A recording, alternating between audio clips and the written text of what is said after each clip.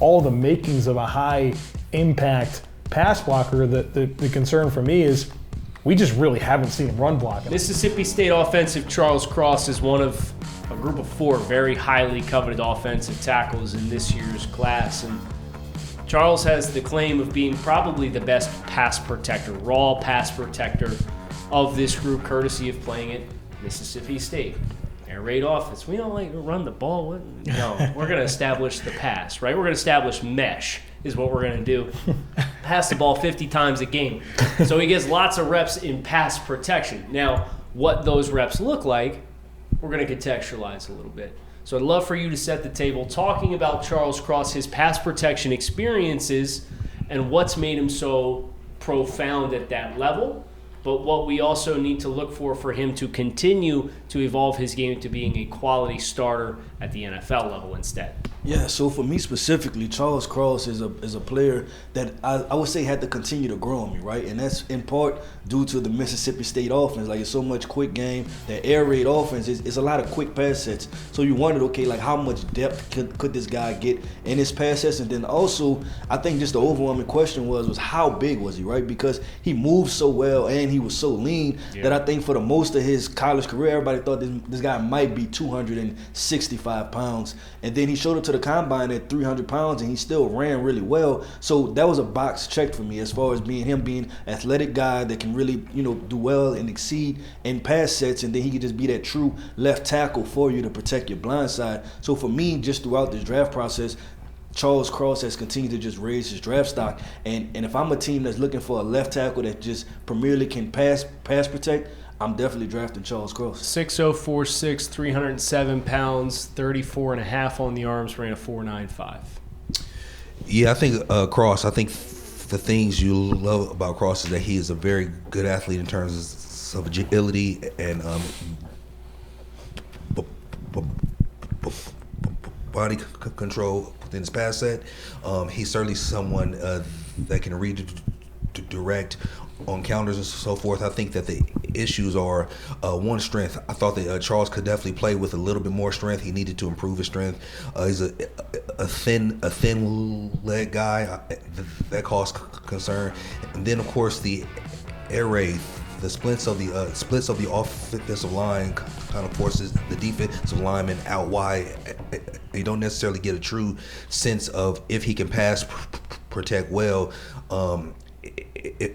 If a defensive lineman is aligned right and so forth. I mean, so I think that those were the concerns about the air raid. I mean, but this certainly is a player that has the foundation of being a great athlete. He's got length, and I think his pass protection at this stage is ahead of where he is as a run blocker.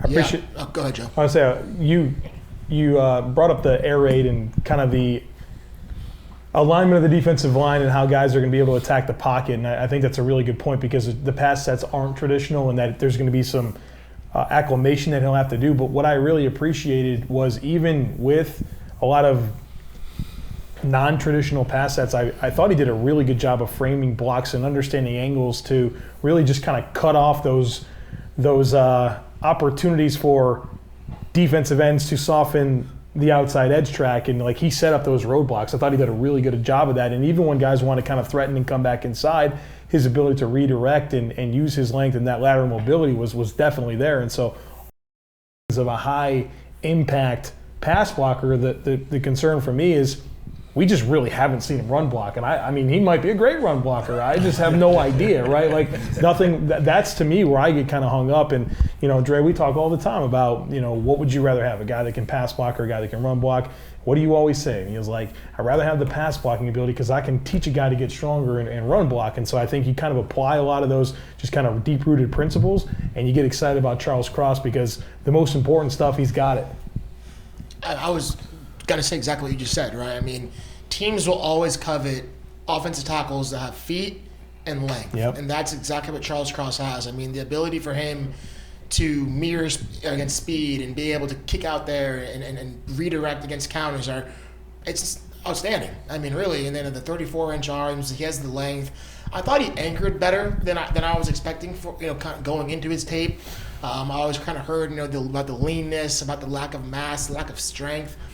But I thought, he was able to work his hands inside, and he had a good kind of quick, strong punch, and so I thought the anchor stuff was better than I thought. It's only going to continue to get better with more kind of NFL development in terms of strength and conditioning. And the question remains about the run game. Like, that's natural. Playing in the Mississippi State Mike Leach offense, we are going to have those questions. But for me, I'm willing to take that gamble, take that risk, because his stuff as a pass protector is what you want. It's what you're looking for. I think the teams will bring up the name Andre Dillard very often what his players concerned. A player who also was a plus level athlete, played in the air raid, and has not performed to this point as well as they thought he would coming out of Washington State. The interesting, Bradley, I'm glad you mentioned the anchor, because I generally felt the same way, but as I'm watching these games, it's like, okay, three-man front, everybody's dropping 8 against the air raid, right? So, like, he's getting a head up or he's getting an inside shade, because they got to try to fit the box for not just giving away gaps to facilitate the run while still flooding. So it wasn't like I'm in my stance and I've got that consistent presence of an outside guy. So I tried as best as I could to isolate those reps where I did have a little bit more of a tilted 9, or somebody who could build up some of their burst and then try to convert for power. And that was, I think, an area where, we had mentioned the anchor ability and the consistency from a functional strength perspective. He did well, but it wasn't quite as consistent as going against the Zach Carters and the Josh Pascals of the world, who are those 280, 290-pound guys who are lined up right in front of my face, where you don't have all that room to build up that momentum to then convert speed to power. So that's just something. Charles Cross is phenomenal from a movement skills perspective. He came in from a thresholds perspective. He's going to check boxes for everybody.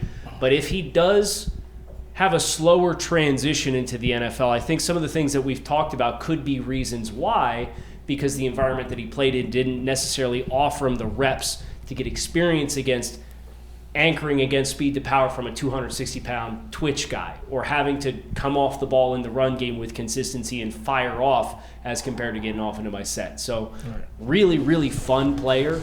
Just acknowledging the environment that he played in, has some things that we're trying as best as we can to kind of fill in the blanks, and you see all the things in his profile to give you confidence that he'll get there. We just don't know how quickly it may happen.